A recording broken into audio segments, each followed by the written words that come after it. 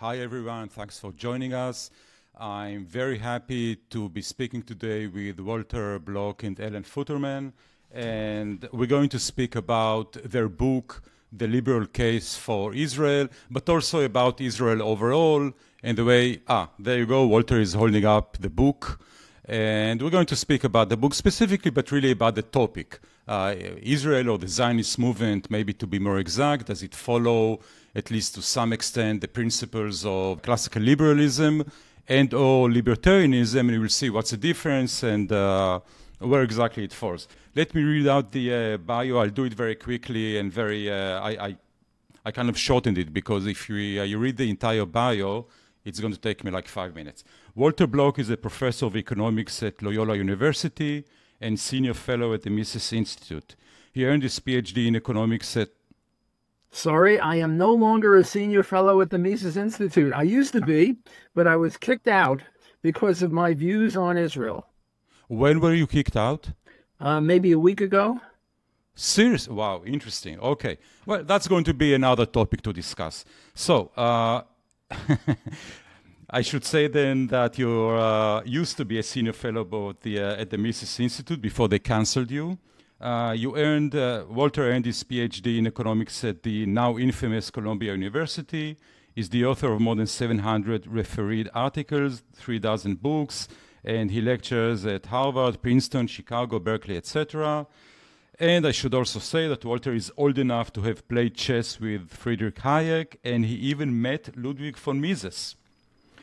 And that's Walter and Ellen Futerman, the co-author of the book, The Classical Liberal Case for Israel. He's a PhD student in political economy at King's College London. He has a BA in economics from UCL in Argentina, where he also taught.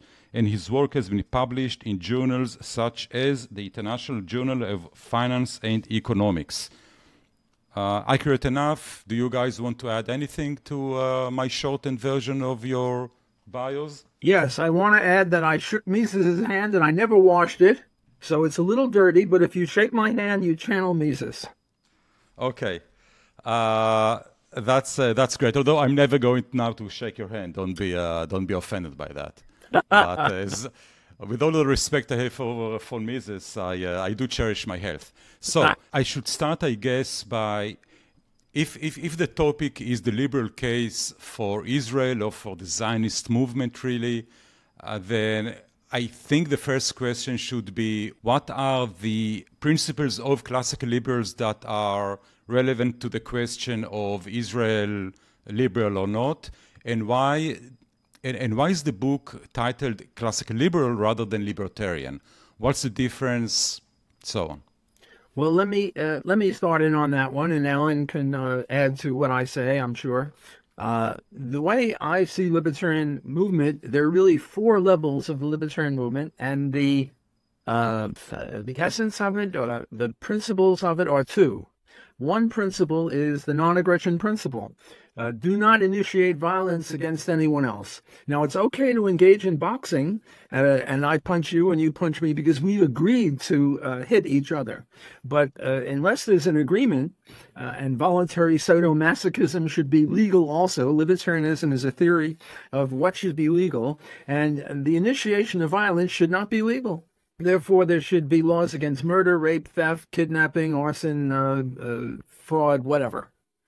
But there are really 4 different levels of libertarianism. And the one that Alan and I adhere to is anarcho-capitalism, because we think that government per se violates the non-aggression principle, because it compels people to pay taxes. The other principle of libertarianism beside the non-aggression principle is private property rights based on homesteading. Because, Gilad, you have a very nice shirt. And if I go over to Israel and grab that shirt, am I a criminal or not? It all depends upon who's the rightful owner of that shirt. Now, if you stole it from me yesterday, then I'm just repossessing it. So we have to have a theory of rightful ownership, and that's predicated on homesteading initially, and then any voluntary interaction like buying, selling, lending, whatever. Okay, so the anarcho-capitalist view is the most compatible with these 2 principles. Next below would be minarchism or limited government libertarianism, and the people that are most associated with that would be Robert Nozick and Ayn Rand. And here there is a legitimate role for government, and that is to protect the people. And there are only three institutions that are valid: armies to keep foreign bad guys off of us, police to keep local bad guys off of us, and courts to determine who's good and who's bad. The next level down would be what I call constitutionalism in the United States. And this would be the Ron Paul view. And the reason I demote this a little bit is because in the U.S. Constitution, you're allowed to have government is allowed to have post offices and roads and a few other things, which also deviates from anarcho-capitalism. And then the lowest level is classical liberalism. And the most famous classical liberals would be Milton Friedman and Friedrich Hayek. And here, there are armies, courts, and police, and the government can have roads and post offices, and also a few other things, like a little bit of health, a little bit of welfare, very, very limited. And I would say of the makeup of all libertarians, anarcho-capitalists are 1%, and the other three are roughly 33% each. So the view that so why did we pick classical liberalism when we're anarcho-capitalists? We did this because Murray Rothbard had this correct view about sectarianism. What's sectarianism? Well, if you're an anarcho-capitalist and it's Israel versus Hamas, they're both governments. And you say they're both evil and you walk away. And Murray said, look, this is not good. This is not sufficient. We want to say more than a pox on all governments, and we want to say some governments are better than others. In our view, the Israeli government is way better than the other governments in the Middle East. And in order to do that, you can't adopt anarcho-capitalism, because then you have to dismiss all governments as evil. So we picked classical liberalism, the view of Hayek and Milton Friedman, as a libertarian view, but not the most strenuous and the most logically consistent. So, Alan, please add to what I said. No. Basically, that's it. It's the idea is how you assess reality with theory, and what theory will you use in order to analyze the real world, right? Especially on a comparative basis. So that is why we did our analysis on the basis of classical liberalism. So what are the specific principles of classical liberalism that you considered when you thought about Israel? You spoke about the non-aggression principle, you spoke about property rights, but what specifically are the principles that you think about, again, when you're considering whether Israel adheres to these principles or not? Because there are many, many sides, I guess, to classical liberalism, just as many other philosophies. But what really interests you here? Okay, so just to get a bit into specifics, the idea is that there are fundamentally two myths against Israel. One is the massive expropriation of Palestinian Arabs, and the second one is the ethnic cleansing of Palestinian Arabs. Okay. Now, the first one, which is basically the one that is most famous, to put it in some way, is the idea that Palestinians own the land, Palestinian Arabs, right? And the Jews basically stole the land from them. Well, this is an argument that deals with property rights, essentially. So you could tackle this in two different ways. One is to say, okay, owning the land as a collective, like, for example, a country, right? In that case, you would resort, for example, to the concept of sovereignty, but then you would need to have a country, right? And there was no political entity called Palestine at the time of the independence of the State of Israel. It was the British under control. So you cannot use that. you need to use the first criteria, which is property rights on an individual basis or a collective basis, but in any case, property rights, right? So if you follow classical liberalism and the homesteading theory and John Locke, you need to identify who owned the land, right? And so if you get to see who owned the land, and you can check several sources for that, anti-Zionists always claim that the land was owned by Arabs. Well, that was not the case. Even if you take, there are two basic sources that are pretty famous. One is called Village Statistics from 1945, and then you have the Survey of Palestine, right?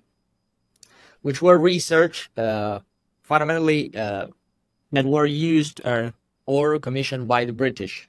Okay, now if you get to those sources, basically, and I'm gonna talk about rough numbers, you get the idea that Palestinian Arabs own about 48% of the land. Okay, but if you analyze the real case of property at that time, a different picture emerges.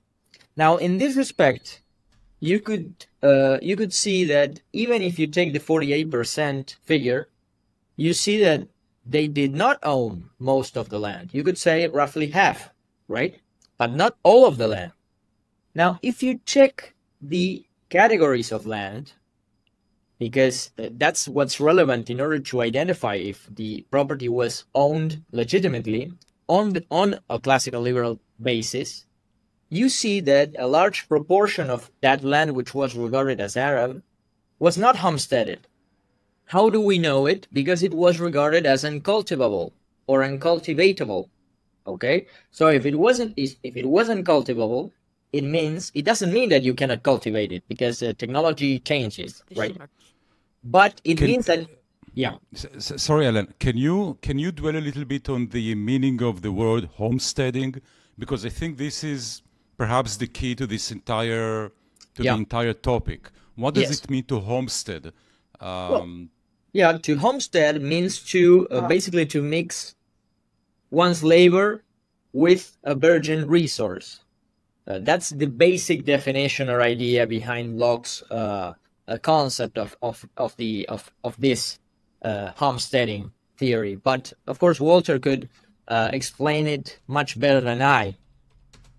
But let me finish the argument. So if there was a big part of the land that was considered Arab that was not homesteaded because it was regarded as uncultivable, and that land was not insignificant.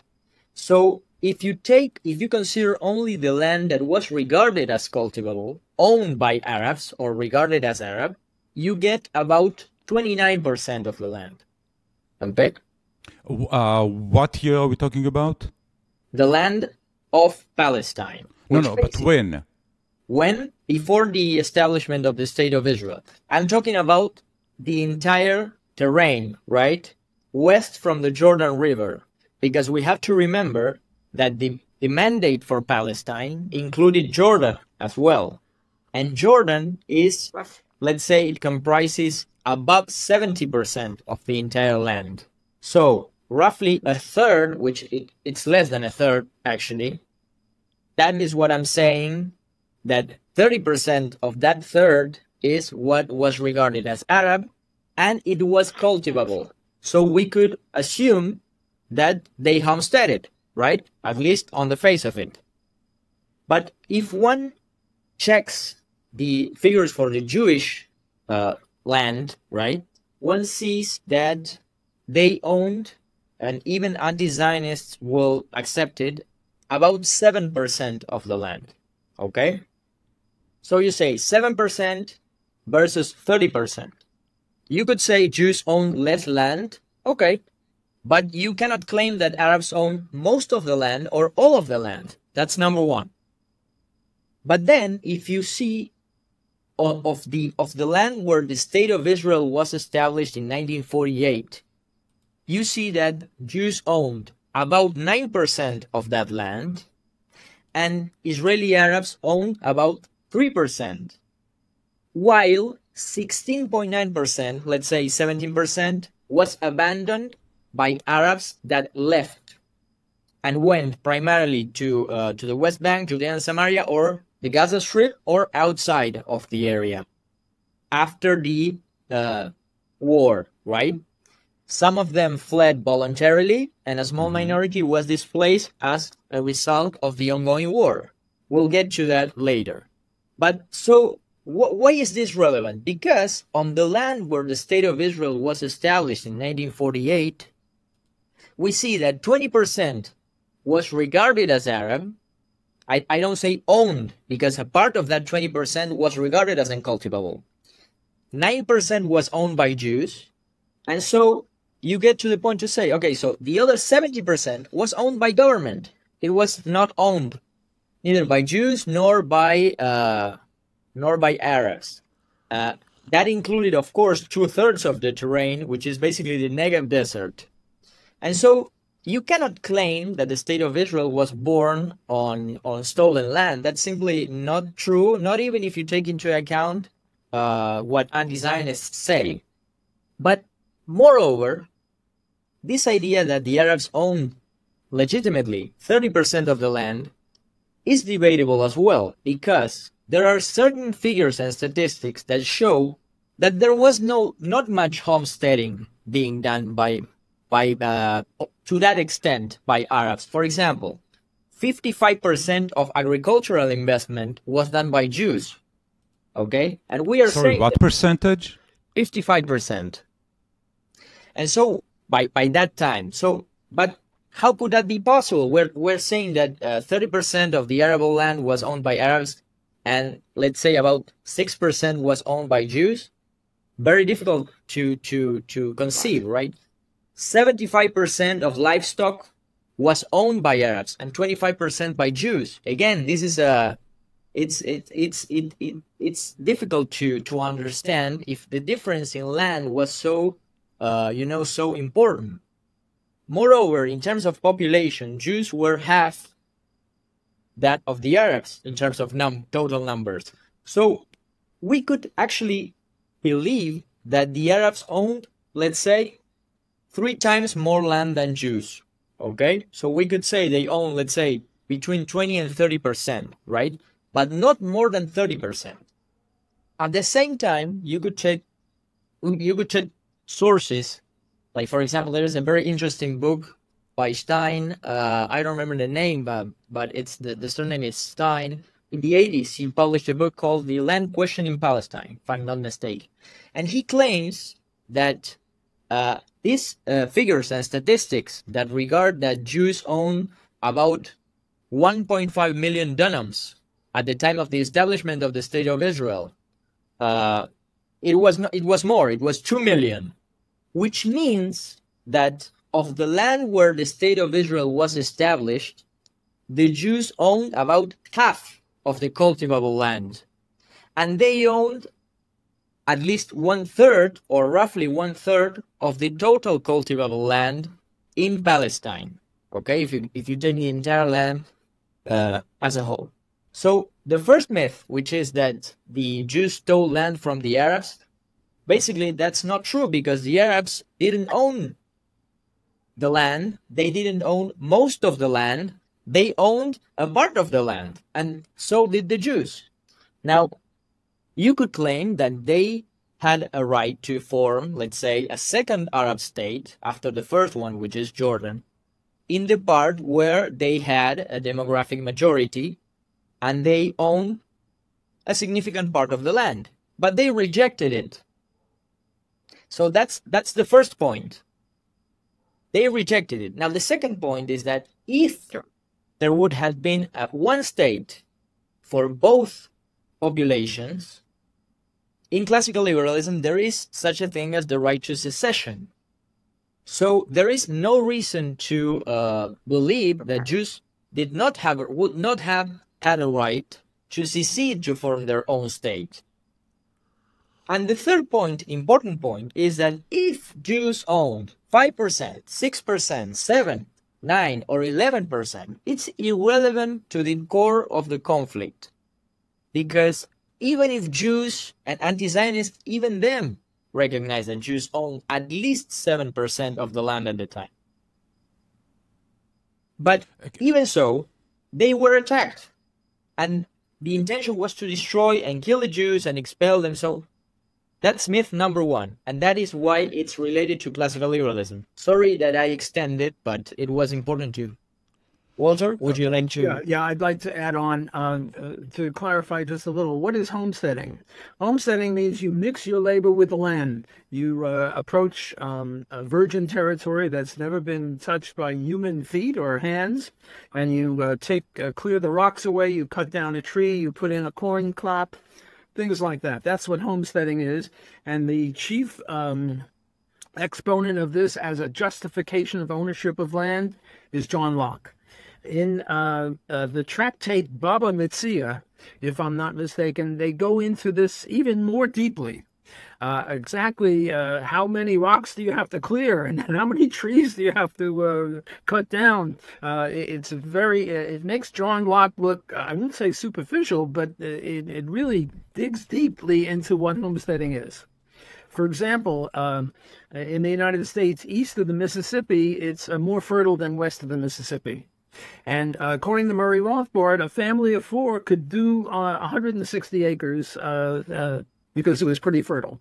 West of the Mississippi, they would have to homestead a little less intensively, and they would need 1,600 acres to support a family of 4. So there's sort of a gray area, just how many years do you have to homestead, how intensively do you have to homestead. But what homesteading means is you occupy the land and you work on the land. Now, the question you pose to us is, well, there are 2 principles of libertarianism, the non-aggression principle and private property rights based on homesteading.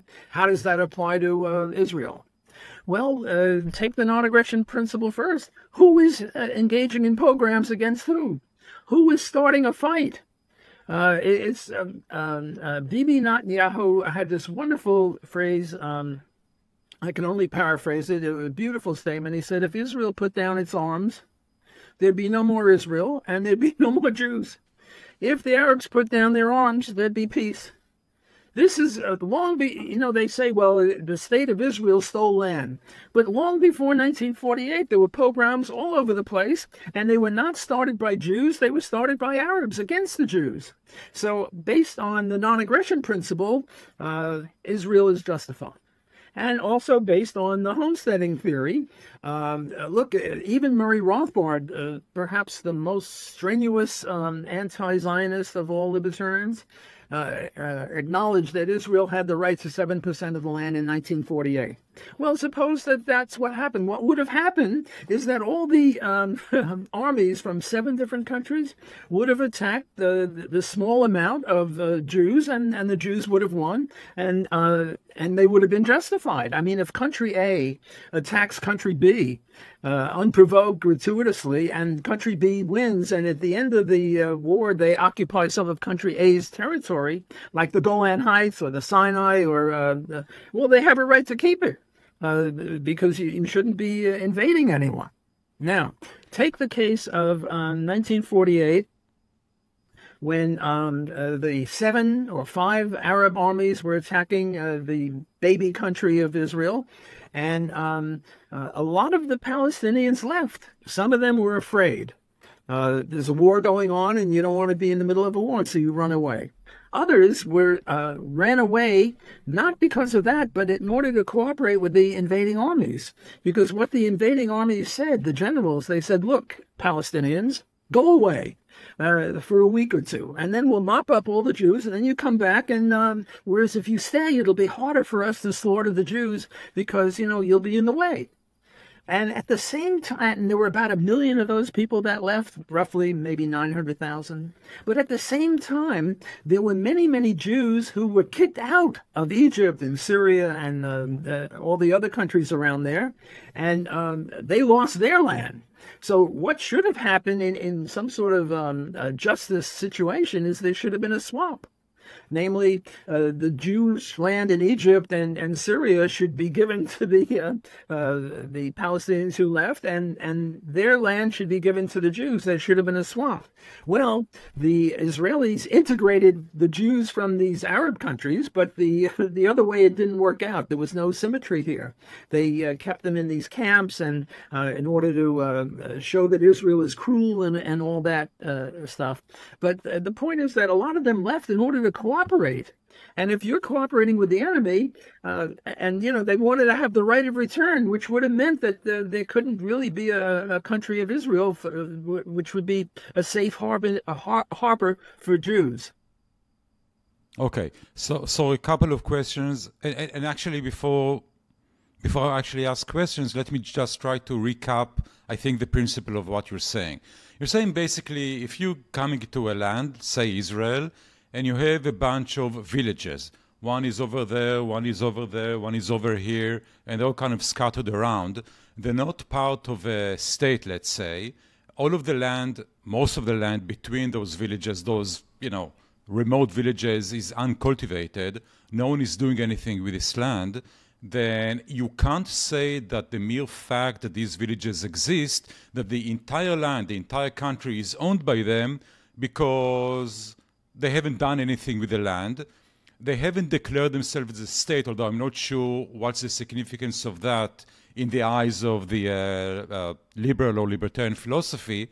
But the point is, okay, the mere fact you have people here and there, it doesn't mean they control the entire area.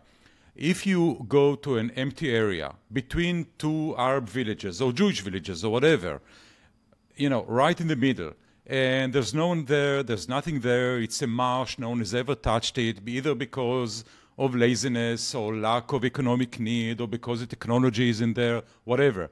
And you go in and you cultivate the land, you I don't know, you get rid of the swamp, you build, a fertile land, and you grow corn or whatever. Then, by the definition based on the principles of John Locke, it is now your land. You now own the land because it was virgin territory. No one did anything. You came in. You mixed your labor, your energy, your inputs, the money you spent on it, whatever. Now you own it. Does it matter if there's a legal title somewhere for this land? Do you need to acquire this title to have the land be called your own based on the principle of classical liberalism? Well, first of all, the Ottoman land categories, what we regard as private property in a Western sense, was a tiny fraction of it.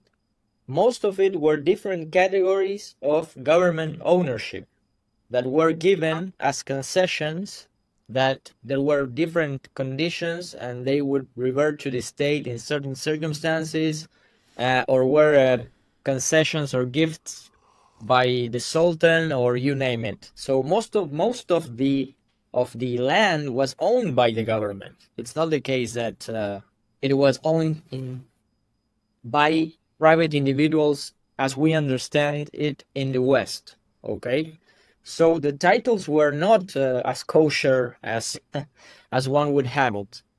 Okay. So, but at the same time, the Jewish National Fund and the Zionist project, basically, they purchased lots of lands on the cultivable side, regarded as cultivable. And why did they do so?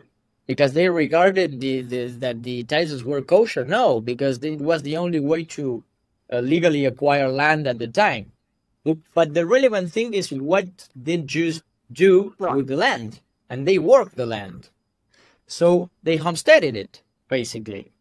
And the low level of development of the area 150 years ago is evident to anyone who would be willing to look at the facts. So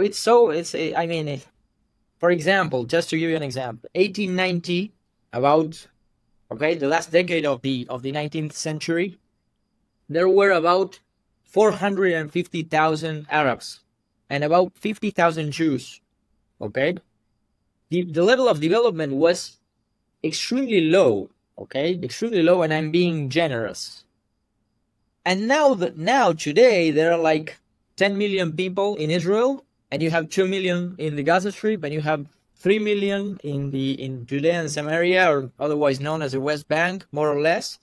And yeah, less than that, but never mind. Okay, but still, the southern part of the country is almost empty. So, I mean, anyone who is willing to look at the facts, how much homesteading was done in Palestine 150 years ago? Almost none. 100 years ago, very little. A big part of that was Jewish enterprises, whether agricultural or industrial, infrastructure, you name it. Very small, but at the same time, it was very, very slightly developed. So this idea that the entire land was, fully owned by the Arabs, it cannot be sustained with evidence. And I repeat, do we say that, for example, let's say the Arabs accepted partition. Let's assume it. I don't think any Jew would say okay, so why are they there? I mean, we just said they homesteaded some land as the Jews, and if the partition would have happened, the Jews accepted, there would be peace. But this is not about land. It's not about land. Now, the second point I'd like to make, Gilad, which is relevant to this issue, is that we are not making a religious argument. We are making a historical case based on the philosophy that we defend. Now, there is one point which is very relevant. That is, why are Jews there? And Jews are there in Israel because they always wanted to be there. That's the tradition of Judaism. That's the tradition of the Jewish people. For 2,000 years, Jews have been in Israel in very low numbers. But in the diaspora outside of Israel, they always wanted to come back. And in this respect, we give one example that shows continuity with the case of the Temple Mount. Our adversaries try to, in a sense, to distort this and to make it seem it is an absurd argument. But it's, as I said, it's not the bulk of the argument. It's just one argument in our book, which is a very long book. And basically it states the following. Jerusalem is very important for the entire conflict. Because the Arab says it's theirs, and the Jews say it's theirs, and it's very important. Now, why? Because the existence of Jerusalem and the tradition, the Jewish tradition in the land of Israel of the Jewish people, is what explains why the Jews got back to the land. That's the explanation of why Jews are there. So that is why it's relevant. Conversely, that is why Palestinian Arab propaganda tries to deny the Jewish connection between the Jewish people and the land of Israel. And they say, they even get to the extreme of saying that Jesus was a Palestinian, or that there was no such thing as a temple in Jerusalem, you name it. That's why we use this argument. And the argument goes like this. We know that at least some of the builders of the Temple Mount were Kohanim, which is basically one group of Jews on a religious distinction. So, can we recognize Kohanim today that follow the same traditions roughly as 2,000 years ago, that follow the same book, that speak the same language more or less, that follow the same tradition, etc., etc., etc.? Yes, we do. And we have also genetic evidence that they descend from the same group of people. So we ask ourselves, who should own the Temple Mount? These Kohanim, these Jews, or the Islamic Waqf? And so you have to make a choice, because you need to decide who owns the place. Okay? So what we are saying is, theoretically, that should go to the Jews. Now, you could say this is a weak argument, or that you won't be able to use it in other contexts. Well, it's the best we can come up with under the circumstances, which are very complex. But if you're going to oppose our argument, Now tell us, who owns the Temple Mount? Who owns the old city of Jerusalem, for example? And so that's basically what illustrates the following idea, that the Jews got back to their land. That's the entire point. Now, that does not mean that the Arabs didn't own any land in Palestine, that they don't have a right to own any property in the area, or that they cannot form specific political entities. For example, Jordan, two-thirds of Palestine are Jordan, comprised of Jordan. So, I mean, and even if you go further, you could say, well, but there are 2 million people in the Gaza Strip, Palestinian Arabs. Why can't they form their own political entity there? Well, but they had one for almost 20 years, and the only thing that got out of there was attacks against the Israelis. So, the point is, and this is important for libertarians, we are not saying that the Arabs don't have a right to own anything or to live their lives to the fullest and thrive, whatever. What we are saying is that the Jews have a right as well. That's our entire point, basically. Nothing more, nothing less. I don't know, Walter, if you'd like to... Yeah, let me add on the question Gilad asked, do you need a formal license or a formal piece of paper that says you own something? Well, I'm living in a house now, and the house, we have a title to it. I also own the shirt, but I don't have a title to it. I would just say that in justice, you don't need a title. If you homesteaded it, you own it. But to make matters clear, it's better to have titles for important things like houses, even though not for shirts. I wanted to stand on Alan's shoulders with Gaza a little bit. What happened in 2005 was there were Jews living in Gaza. And the Israeli government compelled those Jews to leave. They resettled them all as well. But in effect, the Hamas took over in 2007. They had their country. They had a country called Gaza. It wasn't called a country, but in effect, it was a country. And all sorts of resources went in there. Cement and iron and this and that and the other. Did they build hotels? No. Did they build salinization plants? No. They built rocket ships, rocket launchers. Not rocket ships, rocket launchers, and they put them in the middle of a hospital or in the middle of a school. And then they built tunnels, not tunnels for transportation, but tunnels to assassinate Jews. So the question really comes about. I mean, according to classical liberalism, everyone has a right to secede and make a state, but the criminals have that right. And these guys are criminals. Look what they did on October 7th. You know, Israel has killed innocent people. It's collateral damage, but Israel never aims at civilians. Whereas these people on October 7th and long before, they aim at civilians. So these people are monsters. These people are criminals. They're gangsters. And I think that the Israeli case is just so obvious, and it's amazing that rational people can't see that. I used to have a full head of hair before this started. Look at me now. I've been pulling out my hair over this mishigas. No. You're not fooling anyone, Walter. You haven't had hair for quite a while. Let me just, I think, to this point, speak about, just as a nice, I think, illustration. Maybe you know Mark Twain's book, The Innocents Abroad. I think it's also called The New Pilgrim's Progress. And this is a book about his travels abroad. And he also visited Israel. I think it was back in, 1869, 1865, whatever. Well, so I just want to read a very short paragraph from the book. The further we went, the hotter the sun got, and the more rocky and bare, repulsive and dreary the landscape became. There was hardly a tree or a shrub anywhere.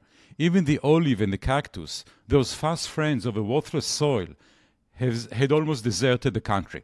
There's more and more, yeah, but I don't want to waste some time. My point is that the country was mostly, almost entirely, empty and dry. There was absolutely nothing here. Okay, not nothing, but almost nothing. Certainly nothing that resembles any kind of civilization, certainly nothing that resembles any kind of a political unity or a political union, nothing like that. There was nothing here. There was nothing. It was like, again, nothing, until we basically came. Just reading something from the audience. Okay, so what he's saying about Gaza, that we left Gaza in 2007 or whatever it was, it's even worse. We left them agricultural infrastructure, which they destroyed and used for military training. Yeah. So it's basically it's a cult of death. I don't want to speak about them too much because they're almost not the point. But Walter, you actually lead me to the next part. What I wanted to discuss. You said that you think that for rational people, the case for Israel should be fairly clear. There's a connection that goes back one way or the other 2,000 years ago. And what is arguably even more important, Jews came here, the country was mostly empty, and we homesteaded what was untouched, unowned, dry, useless land. And we did it, we made it something, so it's ours, based on the principles of classical liberalism. Okay. I mean, you convinced me, but that's easy because that's what I thought anyway. So my question is, another bit from the audience. Mark Twain visited the Holy Land, and while traveling from Jaffa to Haifa, which is the entire northern part of Israel, or most of it, he saw just one tree. Okay. That actually makes sense, I think. It might sound weird to people listening from the outside, but it sounds reasonable to me. Sorry to interrupt you, Gilad. Just want to add something.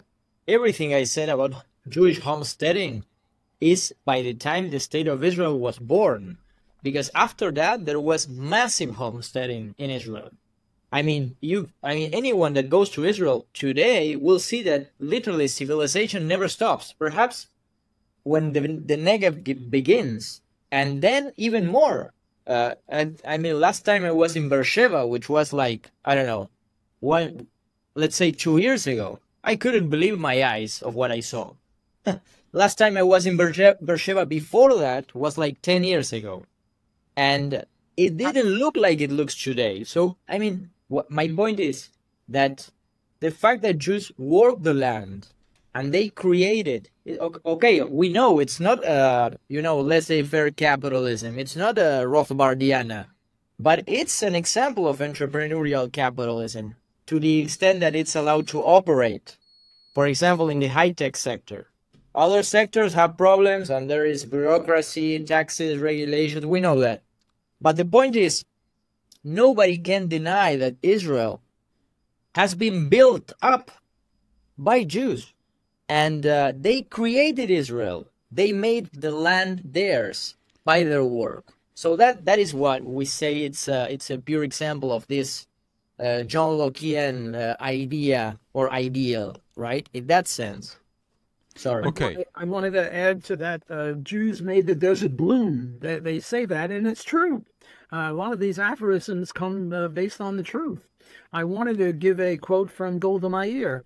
She said that this sort of matches Bibi Netanyahu's quote that I gave before. She said that when the Arabs love their children more than they hate us, there'll be peace. But right now, they hate us more than they love their children.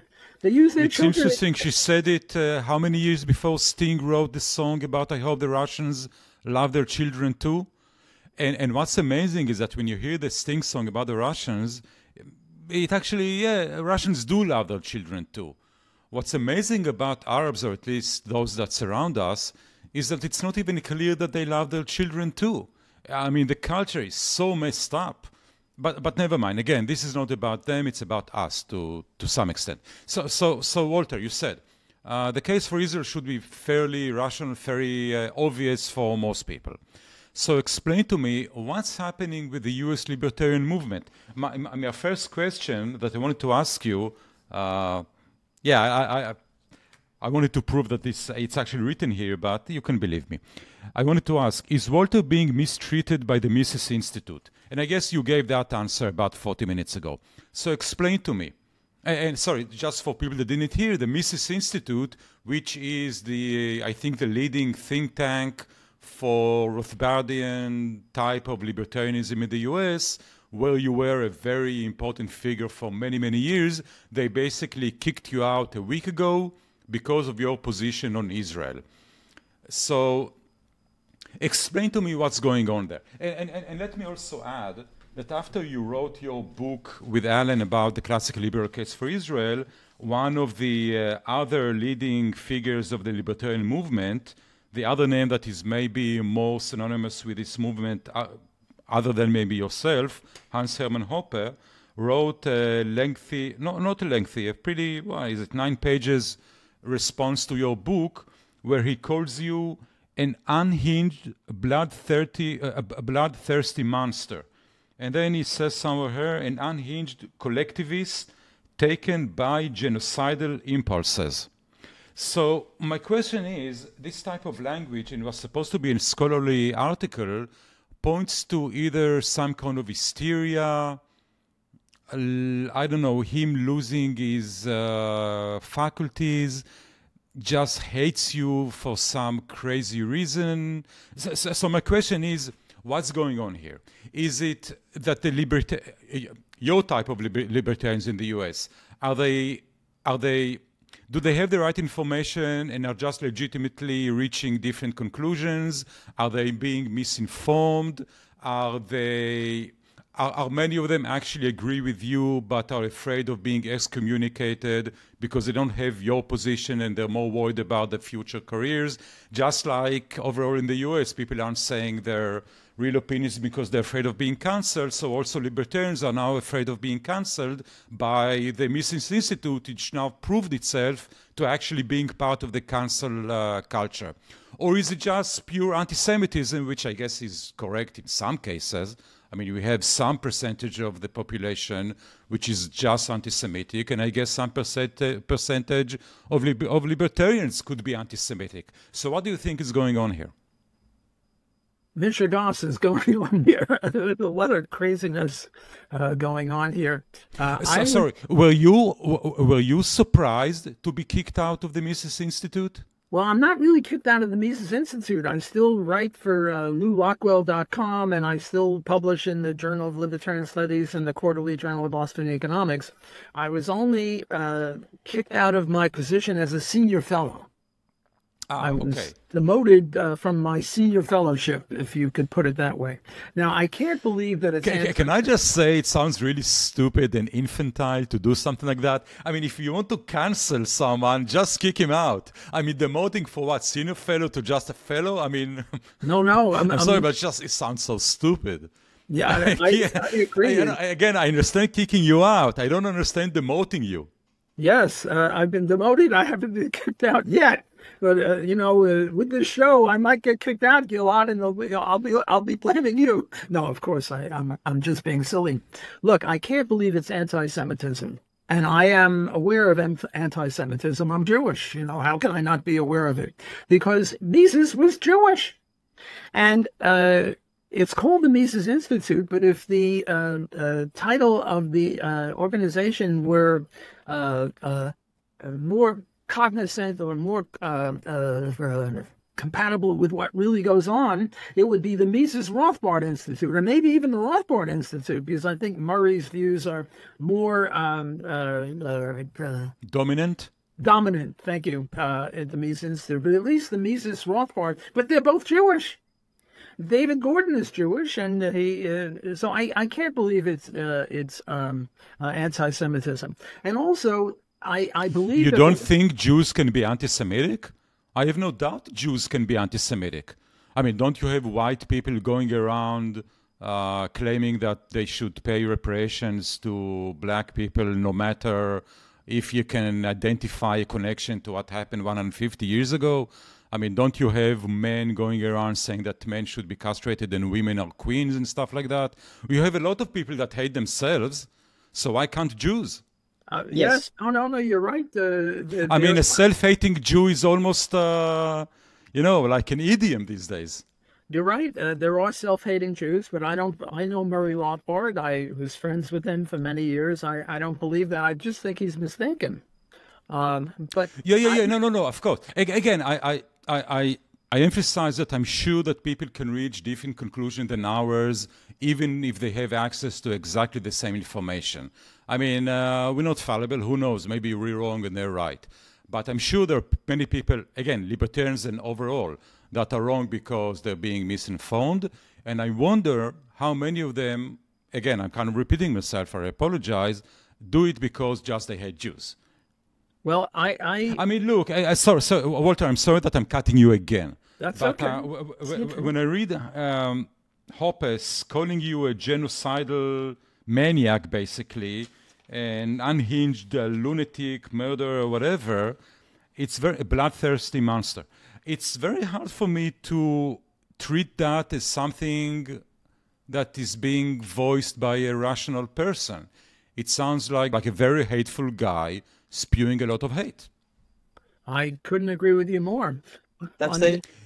Sorry, did you always know that he was so hateful? Did you always know that he was anti-Semitic, assuming that you attribute that to anti-Semitism? Well, I don't attribute to anti-Semitism because I've been friends with him for 35 years.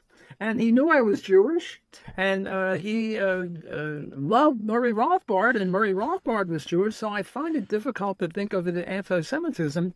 I think it's just, he just flipped out. Now look, Gordon and Enjoyer wrote a review of our book, and they also disagreed with us, but they were very civil and scholarly. No. Their article was very normal. I mean, I didn't agree with it, but it was normal. Yeah, we were obliged. What Hopper wrote wasn't normal. No, right. Alan, do you want to pipe up with a little bit? No, I agree with Gilad's assessment. Everything is in our reply, I think. What we think and the implications of that. And it's a very sad thing to... You know what's more sad, at least for me, Gilad, by looking at this scenario, is that these people that call themselves libertarians, I mean those who agree with Hoppe, at least, it's like they don't recognize that Ludwig von Mises was a Jew, a Holocaust survivor, that was being persecuted by the same people that is trying to kill Jews today. And it's basically the same people that allied with the original leader of the people that are trying to kill Jews today, which is the Jerusalem Mufti, Amin al-Husseini, who was basically working for Hitler. And it's like these libertarians don't see the connection. They don't see the connection. Sorry, Alan. So I'm sorry I'm interjecting again. But if you're touching on this point, so let's talk a bit more about the alliance between libertarians, Marxists, the guys from Black Lives Matters, the guy that were walking in the streets and burning and murdering people, leftists, extreme leftists, progressives. How come libertarians all of a sudden find themselves in the same club with those guys and don't seem to have any problem with that? Let me correct the record a Why little. is it so special about Israel and Jews that unites such different groups in the same camp? Yeah, but let me, before Walter, just one thing. I think that if we take all libertarians to think like Hoppe, I think we are making a mistake. What I think is happening is that just like social media, it's an echo chamber, and the most outspoken people in college protests and as well as in the left and as well as in libertarian circles, they happen to be anti-Zionist, anti-Israel. But I would not conclude from that most libertarians are anti-Zionist or anti-Israel, because it doesn't feel like that is the case. What I think is that perhaps most libertarians don't want to, tell their opinions or speak their minds about this, because they see it's a very emotional subject, and there are many important people, as you said, that take this very seriously. They manage certain organizations, and they don't want to get canceled or get into a debate when they don't have all the facts, or they don't want to do the entire research, but they tend to be more on the side of Israel. So I wouldn't say that we are alone, honestly. I think that most people agree with what we are saying, but it's just that they don't say... Most libertarians? Yeah, I think so. Yeah. What type of libertarians? Because you have the Misesian libertarians, you have the guys, the left libertarians, you have guys from the Cato Institute, you have different strands of libertarianism. But if you look at the Misesian, what I would call, just for the sake of argument, the most extreme libertarians, what percent? I'm sorry, Alan, but I'll get back. Let's just speak freely about that. Walter, if you don't want to answer my question, then don't. But what about people like Tom Woods and Robert Murphy? They're not exactly your friends, but they're at least half friends, and you have such long-term relationships with them. You've spoken with them on their podcasts, especially Tom Woods, many times before. Are they okay with you being demoted? And if you don't want to answer that, then don't, because you might not want to pull them into this thing. I'm happy to answer. First of all, let me just make a correction. I think Hans Hoppe never read our book. I think he only based his vitriol on a Wall Street Journal article that Alan and I published. We published 2 Wall Street Journal articles, both making the case for Israel, and I think that's all he read. I don't think he read, he shows no evidence of having read the book. So let me just quickly answer that and say that what I find another really point of weirdness in his article is that whenever, for instance, he said that he wrote an article in the Wall Street Journal, and then in brackets, surprise, surprise. As in he's like making fun that he wrote an article in a mainstream paper. I mean, again, it's infantile. But sorry, I just hate to say it. No, I regard the Wall Street Journal as one of the preeminent newspapers in the entire world, and it's hardly something deprecation to publish in the Wall Street Journal. It's an honor. I have not discussed this with Bob Murphy. He's a longtime friend of mine. We haven't discussed it.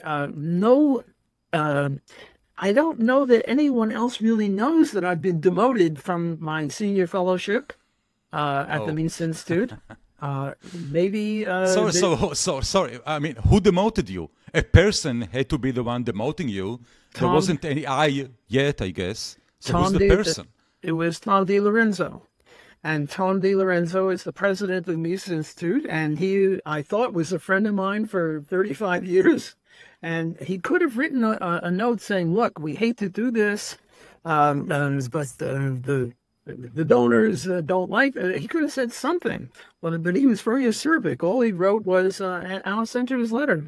All he said is, because of our differences on war, you're no longer a senior fellow. I mean, this is a guy... Okay, so basically they're claiming that you're now a warmonger, that you love war. That's what he's really saying, right? Yeah, So basically he's parroting what Hans Hoppe is saying. You're now a bloodthirsty monster, Walter, in case you didn't know. Yeah. I must be a co-author with him on, 10 or 15 articles. And I'm a co-author on a book on public choice.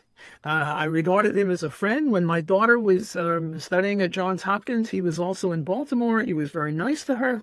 I thought he was a family friend. You'd think he would have called me or wrote a nicer letter or something. It was very acerbic. But I don't know that other people at the Mises Institute are even aware that I'm no longer a senior fellow.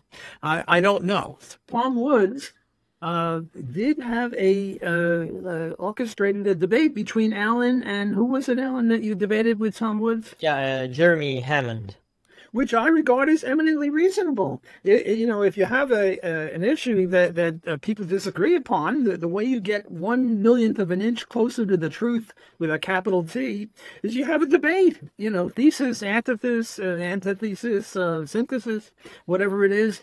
Look, we libertarians disagree on other issues beside Israel. We disagree on voluntary slavery, abortion, immigration, reparations to blacks for slavery, legalized heroin. But in all these other issues, you know, you write an article and I write an article disagreeing with you, and we get closer to the truth. Look, Murray Rothbard was pro-choice.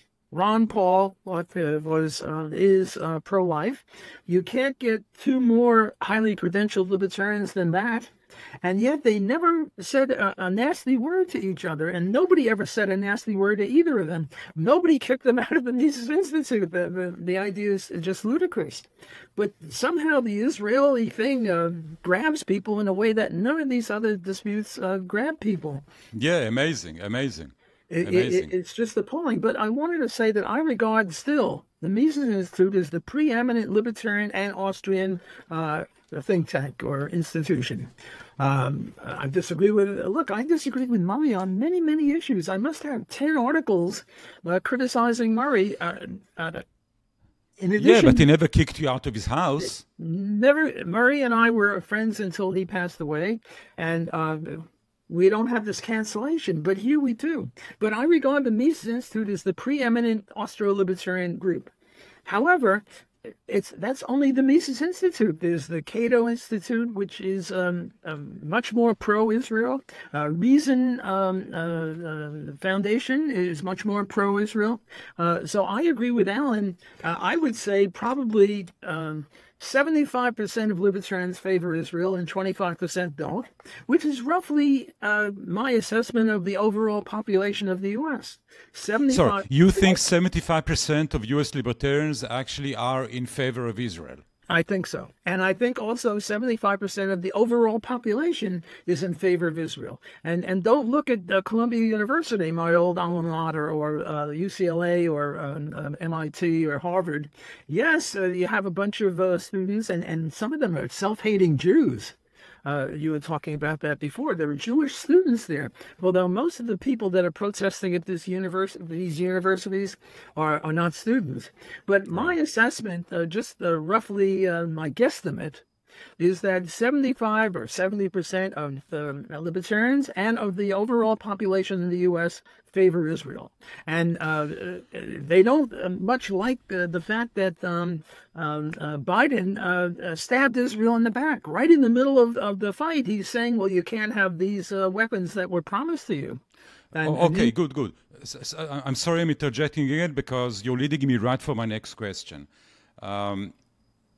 Sorry, before I ask it, I just need to make a point that from what I saw, there was a poll in U.S. universities, and apparently if you look at the faculties where you learn STEM, right, science, technology, engineering, the support for Israel is almost unanimous, as in 95-5. Very, very, very, a huge majority in favor of Israel.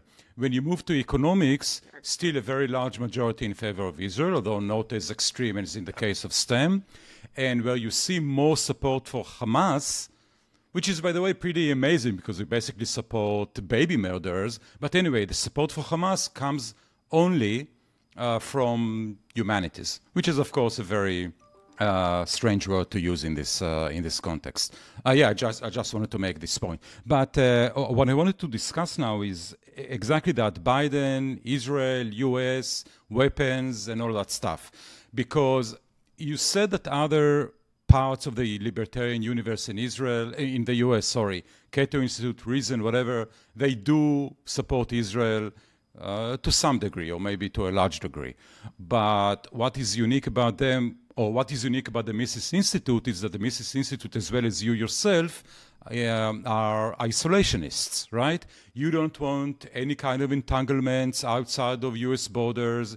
You don't want to have bases outside of the US. You don't want to mediate, and you don't want to, I don't know, bring democracy to the unwashed masses or whatever. You, like the Mises Institute, you don't want to interfere, which makes you unique, I guess, inside the Mises Institute, in the case of Israel. So my question is, when you look at the relationships between Israel and the US as an isolationist, and I guess you are one, what do you think about the US selling weapons to Israel? I'm not asking about military aid, because I guess that's a different question. We can discuss that separately. But just selling. The US selling weapons to Israel or to other countries. What do you think about that? Is it something that should be decided by the state, by politicians, by private companies like Boeing and General Dynamics and all these guys? What's your view on that? The U.S. doesn't sell anything to Israel. The U.S. government doesn't make munitions. The U.S. government doesn't make airplanes. It's private people who make airplanes. And I favor free trade. And the people who make fighter jets and weapons should engage in free trade. And if they want to sell to Israel, fine. And if they don't want to sell to Israel, then also fine. I am against foreign aid to Israel. I think that the net effect of it is to make Israel fight with one hand behind its back. They're always worried that the U.S. will stop them. And by the way, everyone says Israel gets more foreign aid than any other country. True. But if you take all the Arab countries together, they get much more foreign aid. No, I wouldn't want the U.S. to keep giving foreign aid to the Arab countries and not to Israel. That's a little extreme, and I'm not an extremist. I'm a moderate. But I think that the U.S., from the U.S. point of view, shouldn't be giving any foreign aid to anyone. And I'm a big fan of Peter Bauer, who insists that there's no such thing as foreign aid. It's really government-to-government transfers of income, and because who says it's aid? A lot of times it reverberates. Look, Israel won the Sinai Peninsula fair and square in 1956. And Eisenhower made them give it back. What's that?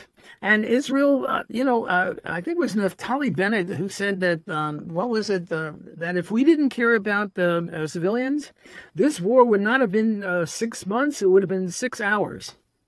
Correct. They just would have been smushed, and that's it. Who else drops leaflets on people first and saying, go away from here because we're going to bomb the crap out of this place? Nobody else does that. And Biden, the New York Times, I'm not a big fan of the New York Times, their opinion pieces. They say, well, look, Eisenhower reigned in Israel. Reagan reigned in Israel. Biden isn't the first one to do it, but Biden is the first one to do it when they're in media race or right in the middle and they're not winning yet.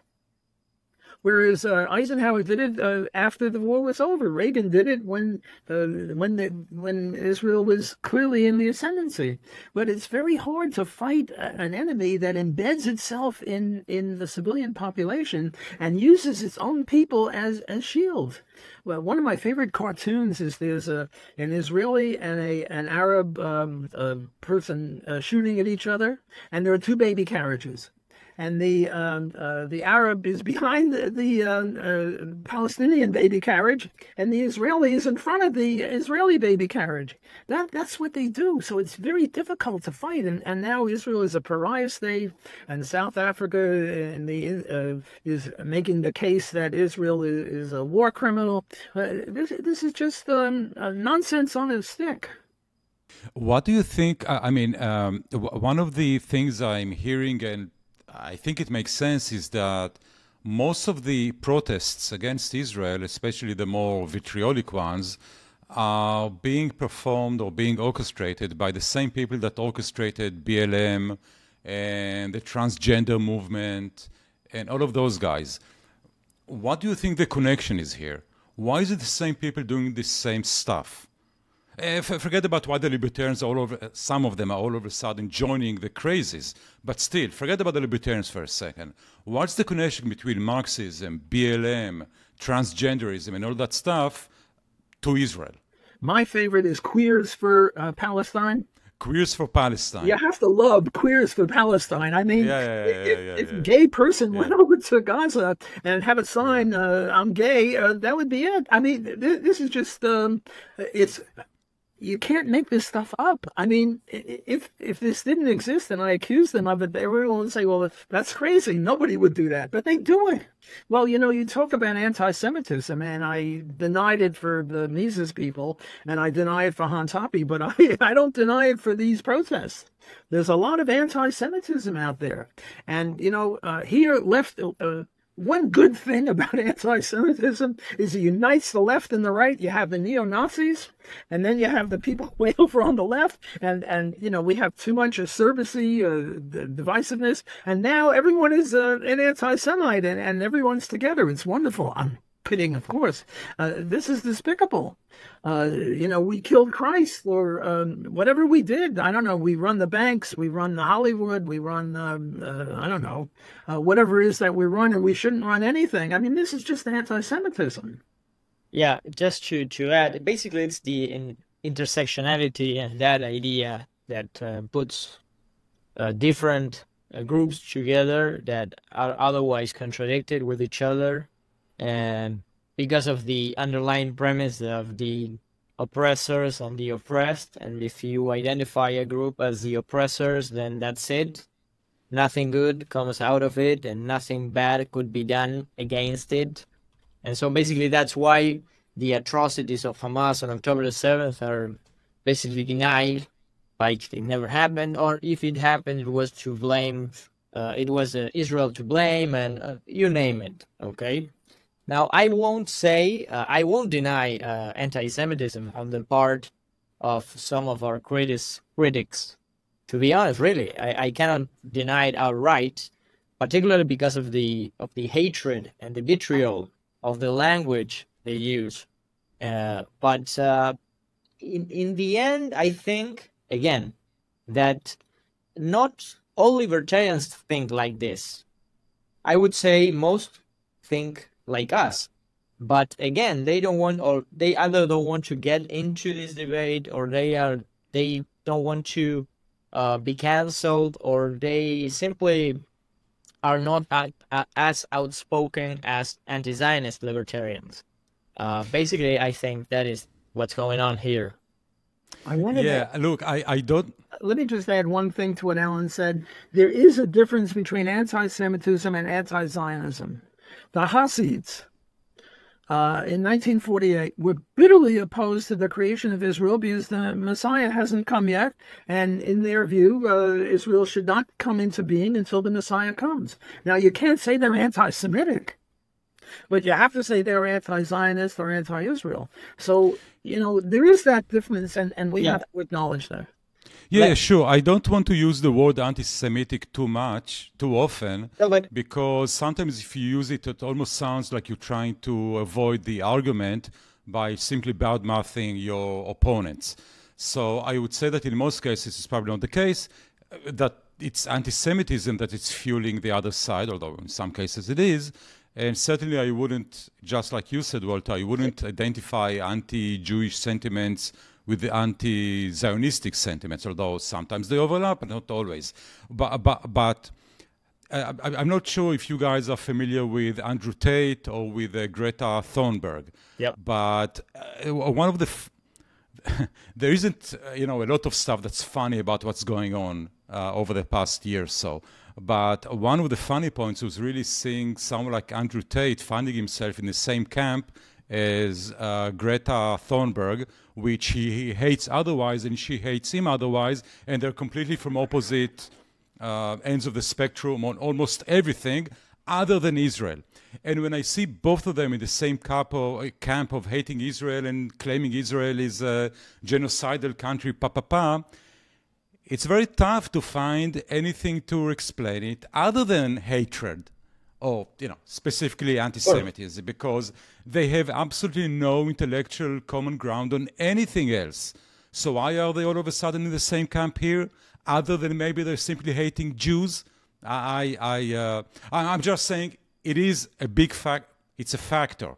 I'm not sure how big, and you always have to be careful not to overuse it.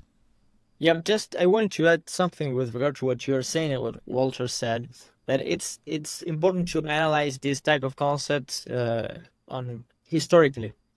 And so theoretically, anti-Zionism need not be related to anti-Semitism historically.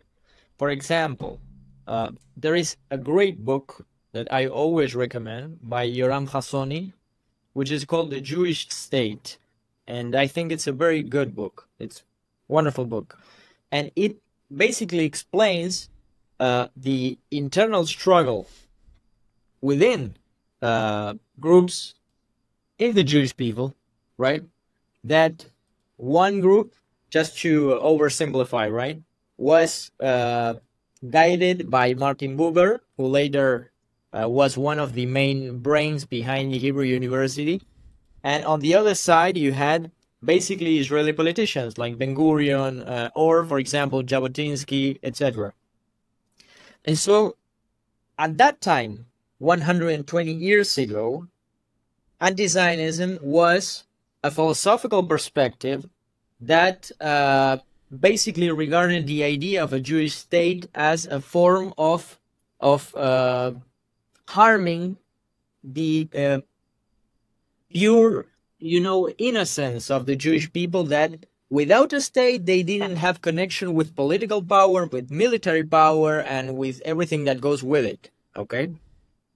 On the religious side of what Walter mentioned, you had this idea that if the Messiah doesn't come, you cannot have a Jewish political entity.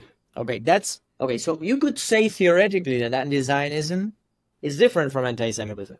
But now, after the state of Israel exists, and you have 1/3 of the Jewish people living in Israel, more even, and it's the Jewish state, and you read the Jewish books, and the Jewish calendar is followed, and the Jewish language is spoken, and every Jew is related one way or another with the state of Israel, etc. You cannot be against the only Jewish state in the world and not be anti-Semitic. So I think that the distinction has to be made between those things, to say, okay, theoretically you could be anti-Zionist without being anti-Semitic. But today, the practical consequences of making the state of Israel to disappear would be the mass murder of an important part of the Jewish people. So it wouldn't be, the practical terms wouldn't be, a philosophical debate in Mount Scopus. It would be the physical destruction of Jews. So I think that distinction has to be made, but because I'm not against what Walter says, but my focus is different on this regard. Well, I agree with you. Gilad, we promised you an hour and a half. We've only got 5 more minutes. So maybe okay, we can actually stop here. I mean, unless you guys have anything else to add, anything you want to comment, any last thoughts? No, just to thank you very much for the invitation. This was a great conversation. And do you have any further questions? Just to... No, I'm actually finished with my list. And just like Walter said, we have been speaking here for almost an hour and a half. And I'm sure the audience is... Well, actually, there are more and more people joining in, so people aren't getting tired yet. But I guess we're getting tired. So what I would like, we've barely scratched the surface. In 2 weeks or in a month, let's do it again. Even though you refuse to shake my hand, and even though you called me a liar about pulling on my hair, I'll forgive you this, but don't do it again. I'm kidding, of course. This was just wonderful. We are delighted. I'm sure I speak for Alan. You're one of us. You're a third co-author here. We're all on the same team. Please invite us again in a month or two, and we'll dig deeper. Okay, done. Thank you very, very much, Walter Freiland, for having this very interesting conversation in these very interesting times. And thanks for the audience for joining in. Obviously, I'm going to put this call up on YouTube, all of the podcasts, platforms, whatever. And again, thanks very much for this conversation. And I hope that when we speak again in a month or two, the situation is going to be somewhat better. And maybe you will be reinstated as a senior fellow at the Mises Institute. I'm not counting on it. We'll see. Which is really, really just, in my eyes, I have to say, Walter, a very funny story, maybe less funny in your eyes. It is. It is. It is less funny. Okay, well, thank you very much. Thanks, Walter and Ellen. Thanks, everyone. Take care. And Thanks good so much. night. Good night So from much. here.